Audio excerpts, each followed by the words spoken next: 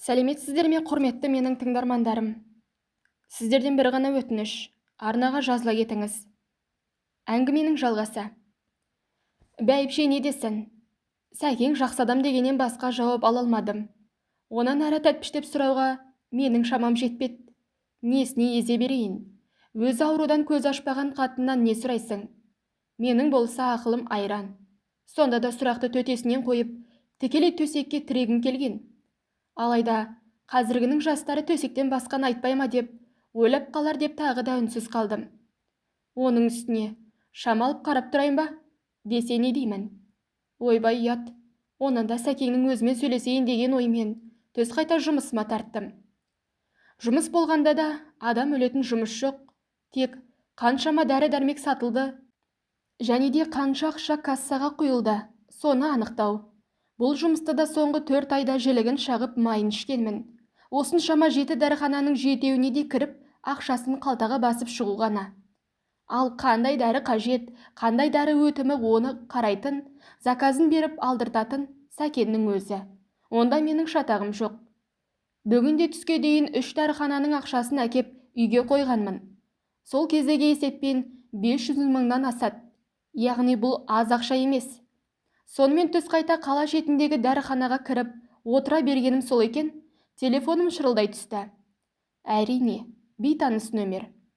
Алло, тыңдап тұрмын, дедім тұтқаны көтеріп. Сөйтсем, сәлем, Сабаш, қалайсың? Дейді арғы жақтағы дауыс. Достар мені Сабаш дейтін. Тола бойым дірілдеп кетті. Әй, мынау маған таныс дауыс қой. Бұл кезінде мектепте бірге оқыған Асылбек деген сыныптасының даусы. Иә, тап өзі.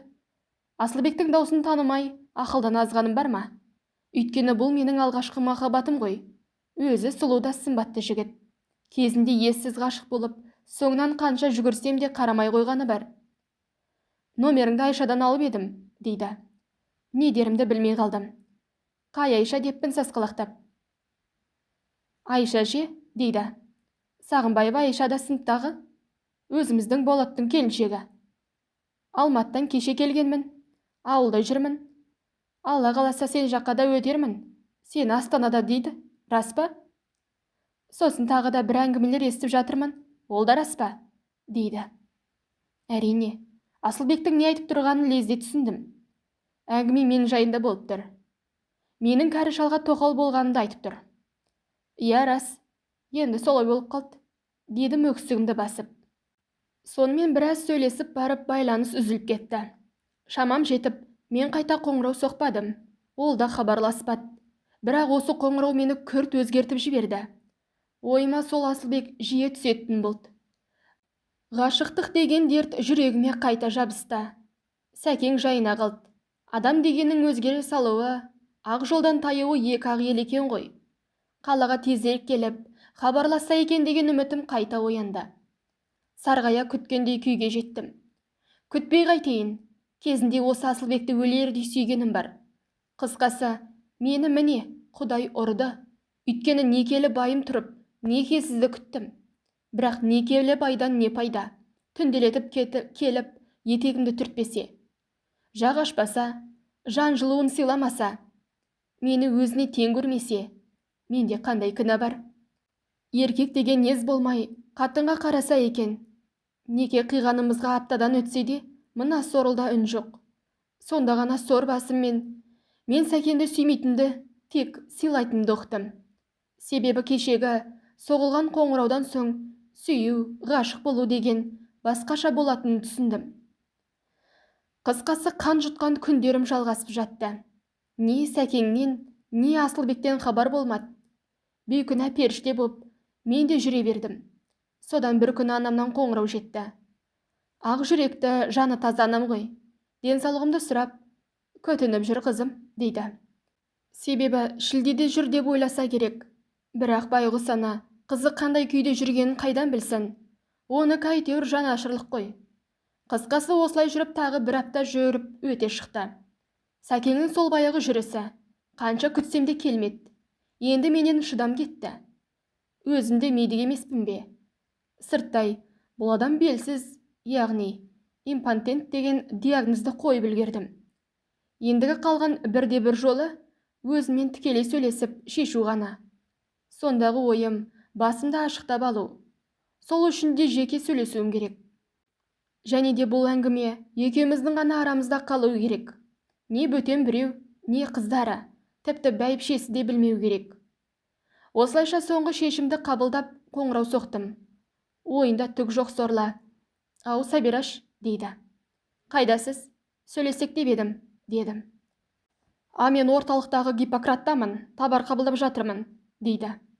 Демек кем дегенде тағы да 2-3 сағатсыз сәкең босамайды. Өйткені ол біздің ең үлкен дәріхана. Тіпті осы қаладағы ең үлкені десем де болады. Оған келетін товар үлкен фуралармен келеді. Бұл біраз уақыт алады. Қысқасы, бүгінде бұл адаммен сөйлесу бұйырмайды деген сөз. Өйткені осыдан соң шаршап үйге барады. Одан кешкі асын шер, бәйбішенің бөлмесіне кіріп, қарасын батырады. Сонда деймін де, бәйбішеде қызық. Бар анау, жас тоқалыңа бар, демей ме екен? Мүмкін дейтін де шығар, бірақ ол менің жатын бөлмеме жоламайды. Сонда бұрынғы қазақ 2-3 қатымен қалай өмір сүреді екен деймін. Себебі бір газеттен оқығаным бар еді.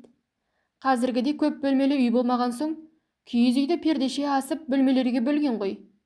Содан бір үйдің іші болғандықтан, бәрі бір-бірін көріп біліп жатпай ма? Тоқалға шапқан шалды бәйбіше шақырып, ал бәйбішеге шапқан шалды тоқал аңырсып шақырған деседі. Сонда атам қазақ соның бәріне домалап жүріп үлгерген екен.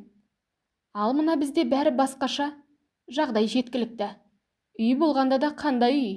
Ана бұрыш пен мына бұрышқа домалақ түгіл жортып отырып әрең жетесің. Сонда да мына сорлыдан қайран жоқ. Демек бұл импотент. Не мұны емдеу керек, не мұнан құтылу керек. Өйткені ойда жоқта қалаға Асылбек келе қалсашы, онан Алла тағалам бала бере салсашы. Онда бұл мыналарға үлкен күдік тудырадыр сөзсіз. Не деймін? Не айтам? Күлге аунап таптым дейм бе? Қысқасы, менің күнім құрсын. Тап осыдан сәкең қолыма түсер болса, бәрін айтамын, бетіне айтамын. Соңғы шешімім осы. Бітті. Үндемесем тоқал емес, күнге айналып барам тіпті. Қысқасы, ертесі күні сорлы сәкеңмен сөйлесудің сәті түсті. Сұрақты төтесінен қойдым. Мен сізге кіммін? Айтыңызшы, дедім. Сорлының аузына сөз түспей қалды. Мен онан сайын қадала түстім. Мен кіммін сізге? Мен сізден жауап күтіп отырмын. Шынымды айтсам, не белде жоқ, не бесікте жоқ, ойда ғана бар бала сияқтымын. Мен бәрінен шаршадым. Мынандай жүріс маған керек емес. Сізге тоқал болам деп, ел жұртқа күлкі болдым. Енді анамның бетіне қалай қараймын? Құрбы құрдастарыма не айтам? Деп ішімдегінің бәрін тізбектей жөнелдім. Енді сәкең сасайын деді. Менен мұндайды күтпегені рас. «Ау, Сабираш, жаным тоқташ, не деп кеттің өзің? Мен саған оны қалай түсіндірсем екен? Бері қараш, ашуыңды басшы», деп құрақтай ұшты. Мен сәкеңді осылайша құрдай жорғалаттым. Онан әрі үдей түстім. Қайдағы түсіністік деймін? Қайдағы? Қашанғы мен осылай қу басымды құшақтап жүрмекпін? 2 апта өтті емес пе? Жаным деп тілмен айтқанша жаныма келіп, неге жатпайсыз? Неге жақындамайсыз? Әлде денсаулығыңыз жоқ па? Деп қойып қалдым. Мына сөзге беті бозарып кеткені соншалық, ош шашқан көздері маған тесіле қарады. Мен оны сүйем, ал сені сыйлайым. Маған мұндай артық әңгіменің керегі жоқ. Мен сен ойлағандай ауру еркек емеспін. Егер сенің күткенің сол болса, бүгін ақ қасыңа қонам. Тек 20 жыл отасқан жарымның көзінше сенің құшағыңда жатқым келмеді. Сабираш, сосын сен өзің айтқандай пәк қыз емессің бе? Қайда асығып барасың? Еркек көрген қатын болсаң бір жөн, түсінер едім. Ал мұныңа жол болсын. Енді тек күтесің, сабыр сақтайсың, деп қайтарып тастады. Осымен сөз бітті. Орнынан тұрды да шығып кете барды. Сумка мен кілтімді алып мен де ере шықтым. Әңгіменің қысқасы, бәйбішенің өлімін күткеннен басқа амалым қалмады. Ал арадан 3 күн өткенде қалаға Асылбек келді. Осылайша от пен судың ортасында қалдым. Бәрін тастап, Асылбекке еріп кеткім келді. Бірақ оған мына үйдегі байлық жібермеді. Байлықтан бұрын арым жібермеді. Қанша айтсам да ауылдың қызы емеспін бе? Сәкеңді күткеннен басқа жол таппадым. Ал бәйбішенің денсаулығы бір қалыптан өзгермеді. Сөйтіп жүргенде арадан тағы да ай өтті. Сонда ғана мен не әрі болмадым, не бері болмадым. Бірақ сол сөйлескеннен кейін Сәкеңнің маған деген көзқарасы өзгерді. Бұрынғыдай емес, өзіне жақын тарта бастады. Үйде үндемесе де, жұмыста жүргенде жаным деп сөйлейтінді шығарды. Еркелетіп, қалжыңдайтынды шығарды. Ал мен деп келген Асылбек құр қол қайтты. Есім ауып тұрса да, жауабын беріп шығарып салдым. Өйткені еркекте ес жоқ дегені рас екен. Ас қасыққа тік қасық болмақшы. Содан күндерін үзіп, ол кетті. Сөйтіп жүргенде мамыражай мамыр жетті. Бәйбішенің денсаулығы өзгерді. Тіпті беті бері қарап қалды. Жолға жарамды болып, Сәкең екеуі Алматының шонжысына кетті. Үмітсіз шайтан деген осы ғой. Сол жерде шаймен емдейтін әулие шығыпты дейді. Ал менің өмірім сол қалыпты өзгермеді. Дәріхананың жұмысы мен үйдің тірлігі еш қайда мойын бұрғызбады. Ол аздай товарды да өзім қабылдап жүрдім. Сөйтіп жүргенде тосыннан сый келді. Басы салбырап, Сәкең жалғыз өзі кіріп келді. Бәйбішенің жағдайы біршама жақсарып, төбесі құрғап, сүйек өсе бастапты. Әрине, бұл ешкім күтпеген жағдай болды. Алланың құдіреті шексіз ғой. Өлет деген бәйбіше өз аяғымен жүріп тұратын күйге жетіпті. Бірақ бұл оқиға мені онан сайын тығырыққа тіреді. Енді маған қалай да Сәкеңді тұсаулап алу керек болды. Олай болмаған жағдайда менің құр алақан қаларым сөзсіз екені анық. Сол үшін ертеңгі туған күніме сыйлық алғым келеді. Дөңгелек үстелге бәрін салып, жайнатып қойдым. Анам мен бауырларымнан құттықтау естіп, Сәкеңнің сыйын күттім. Көп етпей қаладан ол да жетті. Жалтылдап тұрған жаңа көліктің кілтін сыйға тартты. Алайда бұл өзінің емес, бәйбішенің сыйлығы екенін айтып, жылы лебізін білдірді. Сөз соңында бақытты болғаймыз деп қосып қойды. Бұл сөзге мен құрақ ұшып, шексіз қуандым. Орнымнан атып тұрып, мойнына асыла кеттім. Дегенмен есік көрген еркек емес пе? Ақ төсекке атып ұрды. Сонан соң көзіме көк шыбынды үймелетті. Құдайдың өзі кешірсін. Импотент деп жүрген Сәкенім, жанды. Ол аздай. Ой, өзі иіліп тұрған қызды аясын ба? Ұршықша иіріп, таңға дейін тыным таптырмады. Міне, енді мен арманыма жеттім. Өйткені тоқал болып, осы үйдің толыққанды мүшесіне айналдым. Арманыма жеттім десем, армансыз адам бола ма? Мұнан кейін де маған деген тағдырдың тосын сыйы таусылмады. Сәкеңді қолға түсіріп алып, жұмысқа бірге барып кеп жүргенде, араға 15 күн салып бәйбіше жетті. Енді бұл бұрынғы бәйбіше емес, ажары кіріп, тіпті де сұлуланып кетіпті. Мұны көрген Сәкең менен бәйбішеге секірді. Әрине, бұл менің күткенім емес. Ішім күйіп, іштарлық басталды. Осылайша кешегі ең жарқын әпкетайым бүгінгі басты жауым айналды. Қысқасы тоқалдың күні құрсын. Бұрынғы байлар жас тоқалды айналшықтаса, мына сорлы бәйбішеден аса алмады. Бұл менің зығырданымды қайнатып, жарылуға жеткізді. Жарылмай қайтейін. Бәйбішесі келген 3 күнде бай сымағым қасыма бір келмеді. Тіпті бөлмеме бас сұқпады. Міне, осыдан соң бәйбіше менің ит мысық ойынымыз басталды. Шыны керек, оның не ойлап жүргенін білмеймін, әйтеуір үнсіз жүрді. Тіпті ол біздің соңғы 15 күнде бірге болғанымызды да білмейтін сияқты. Немесе білсе де, білмегенсіп жүрді. Мен болсам, жарылудың азақ алдында тұрмын. Негізі осының бәріне өзім кінәлімін. Қайдағы біреудің сөзіне сеніп, тар жерге басымды тықтым. Енді міне, не әрі емес, не бері емес. Тарыға таласқан тауықтар күн кештік. Ал оны бөліп беретін әтештің түрі анау. Кәрі күркеден бір келмеді, тіпті мен жайлы ойламайды, бар жоғымды да сезбейді. Сонда мен қалайша төзем? Мұны ашып сөйлеспесем болмас. Өйткені үйім бар, жұмысым бар, тамағым бар.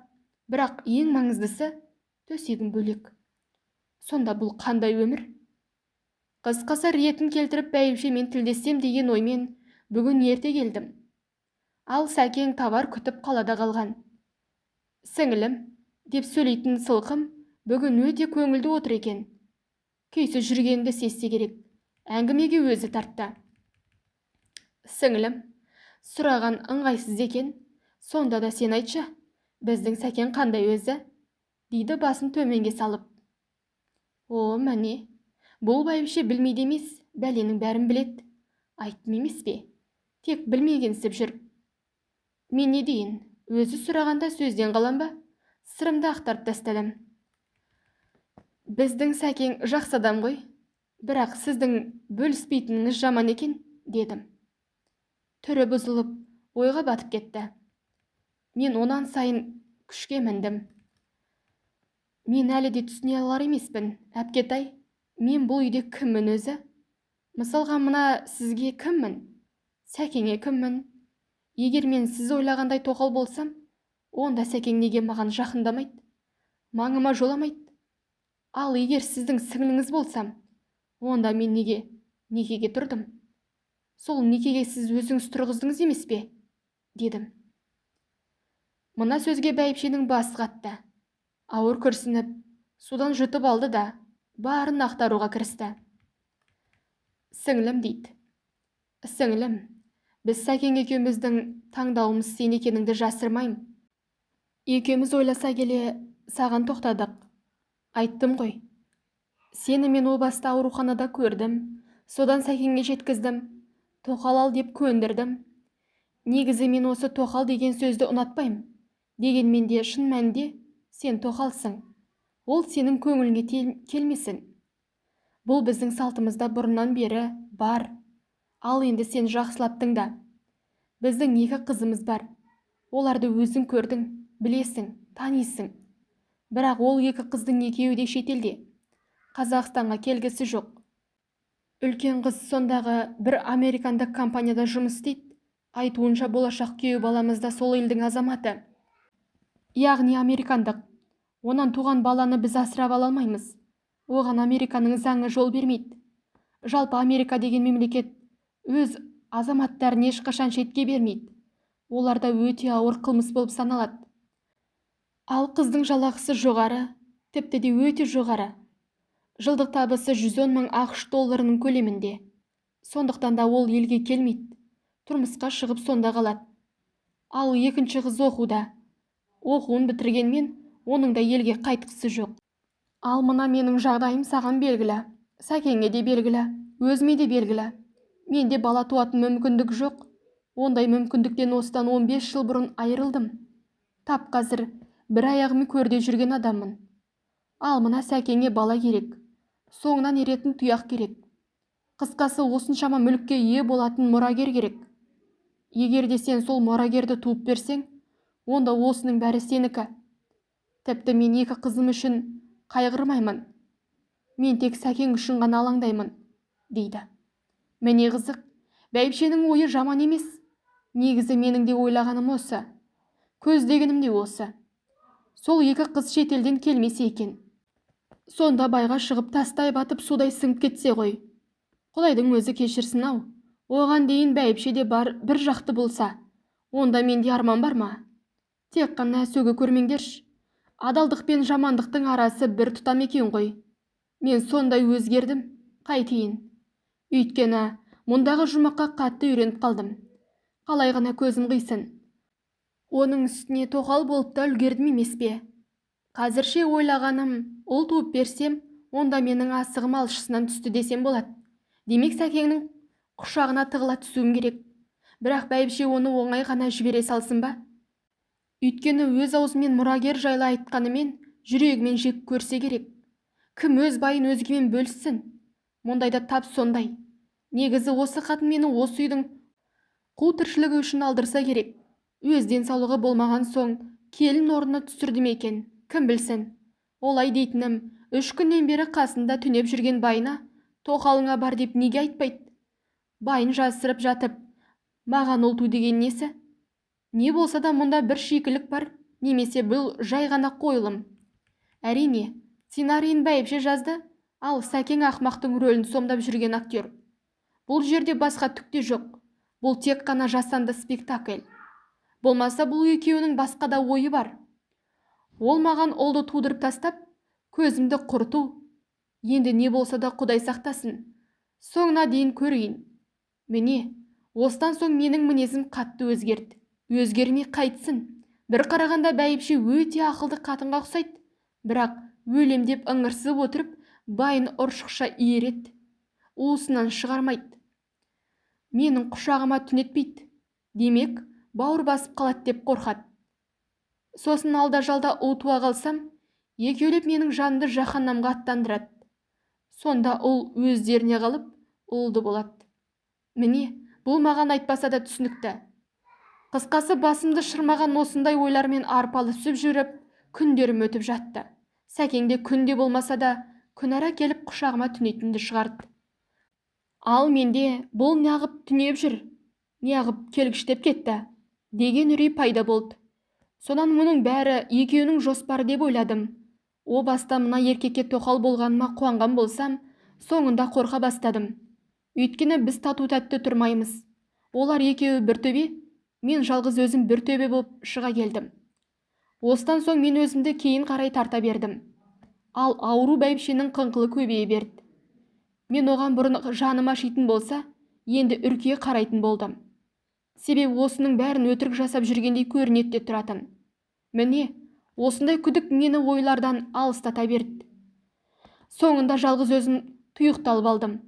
Жүйкем сыр бере бастады. Қысқасы, қайғыдан қан жұттым. Сөйтіп жүргенде көктем келіп жадыраған жаз келді. Ал менің жағдайым күннен күнге төмендей берді. Тіпті жығылғанға жұдырық дегендей көтеріп те қойыппын. Бірақ бұл жайлы жақ ашпадым. О баста құрсақ көтерсем деп армандаған болсам, енді сол құрсағымнан құтылуға асықтым. Өйткені қорыққанымнан күйзеліске түскенім соншалық миым істемей қойды. Бар ойым ішімдегі баламнан құтылу ғана болды. Мүмкін мұныма біреулер сенер, біреулер сенбес. Өйткені бәйбішенің көзқарасы мені осыған итермелей түсті. Әңгіменің жалғасы келесі бөлімде. Құрметті тыңдарман, өте керемет әңгіме. Соңына дейін тыңдаңыз. Арнамды жоғалтып алмай, подписаться кнопкасын баса кетіңіз. Сау саламатта болыңыз.